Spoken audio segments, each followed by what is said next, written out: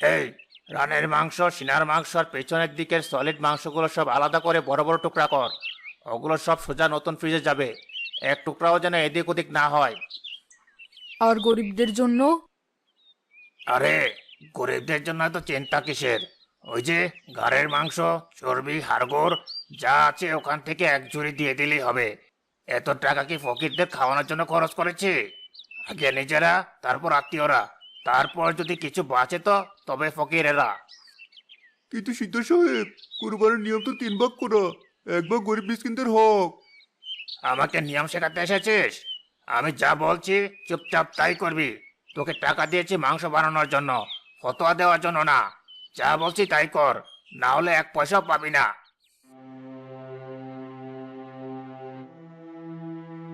চাচা, একটু গোশত দিবেন, আমরা এতিম।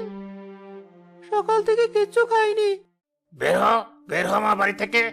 কোথেকে আসে সব ফকির নিতল? ঈদের দিনও শান্তি নেই। যা ভাগ। তোদের মতো ফকিরের বাচ্চাদের মাংস দেওয়ার জন্য আমি 1.5 লাখ টাকার গরু কিনে নেই।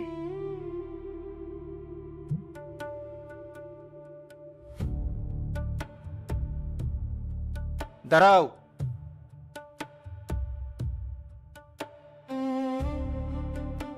চাচা, এই বাচ্চা দুটোকে আপনি তাড়িয়ে দিচ্ছেন? তুই কে ছোকরা? আমার বাড়ির উপর মাথাপরি করতে এসেছিস? হ্যাঁ, তাড়িয়ে দিচ্ছি। আমার জিনিস, আমার ইচ্ছা। আপনার ইচ্ছা হতে পারে চাচা, কিন্তু আপনি যে ইবাদত করছেন তার একটা নিয়ম আছে। আপনি এত বড় একটা গরু কুরবানি দিলেন, এত বড় ফ্রিজ কিনলেন গোস্ত জমিয়ে রাখার জন্য, কিন্তু আপনার দরজা থেকে দুটো এতিম বাচ্চা খালি হাতে চোখের পানি নিয়ে ফিরে যাচ্ছে। তো তাতে কি হয়েছে? আমি কি ওদের খাওয়ানোর ঠিকাদারি নিয়েছি? ঠিকাদারি নেননি, কিন্তু আপনি আল্লাহর নামে কুরবানি দিয়েছেন।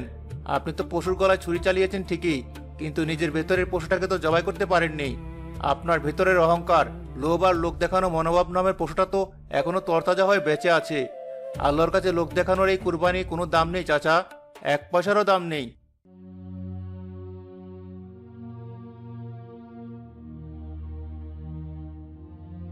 হাশেম ভাই, থামুন। আমি সব শুনেছি। সেলিম কোনো ভুল কথা বলেনি। আপনি ওই ছেলের পক্ষ নিচ্ছেন ইমাম সাহেব? আমি এত বড় একটা কোরবানি দিলাম, আর আপনারা সবাই আমাকে জ্ঞান দিচ্ছেন? আপনি কুরবানি দেননি হাশেম ভাই। আপনি নিজের অহংকার আর টাকার প্রদর্শনী করছেন। আল্লাহ পবিত্র কোরআনে স্পষ্ট বলেছেন, আল্লাহর কাছে কুরবানির পশুর গোস্ত এবং রক্ত পৌঁছায় না, বরং পৌঁছায় তোমাদের তাকুয়া।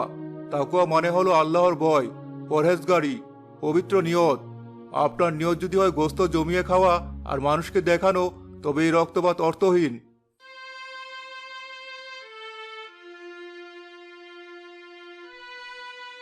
আমি আমি কি করলাম? আল্লাহ আমাকে মাফ করবেন তো? আমি তো কিছুই বুঝতে পারিনি। আমার এত বড় গরু, এত টাকা সব বিফল হয়ে গেল। তোবার দরজা সবসময় খোলা থাকে হাশেম ভাই। এখনো সময় আছে, নিজের ভুলটা শুদ্ধ করে নিন।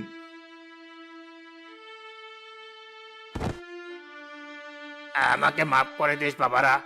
আমি শয়তানের ধোঁকায় পড়েছিলাম। আমি অনেক বড় পাপী। তোরা আমাকে ক্ষমা না করলে আল্লাহ আমাকে ক্ষমা করবেন না। চল আমার সাথে ভেতরে চল।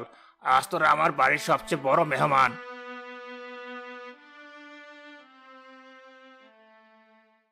জামিলা, কসাই, সবাই শোনো।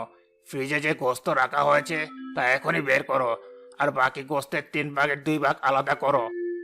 আমি নিজে দাঁড়িয়ে থেকে গ্রামের প্রতিটি গরিবের বাড়িতে এই গোস্ত পৌঁছে দেব।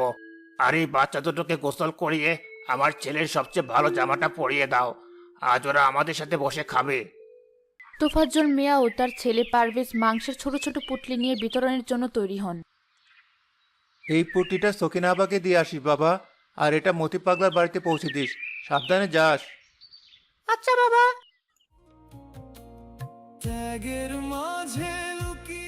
তো ফাজ্জল ভাই, আসতে পারি? আরে হাশেম ভাই, আপনি আসুন আসুন, কিন্তু আপনার হাতে এত মাংস। এই মাংস আপনার জন্য ভাই। এটা আমার কোরবানির মাংস না, এটা আমার ভুলের প্রায়শ্চিত্ত। আমি আপনার কাছে ক্ষমা চাইতে এসেছি।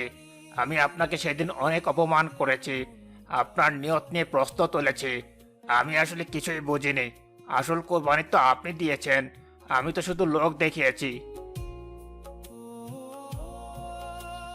হাশেম ভাই দাঁড়ান।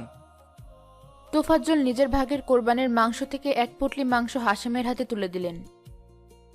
আমার ছোট কোরবানির সামান্য একটু অংশ আপনার বড় কোরবানির সাথে হয়তো তুলনার যোগ্য না, কিন্তু এতে আমার আর আমার পরিবারের ভালোবাসা মেশানো আছে, এটা আপনাকে নিতেই হবে।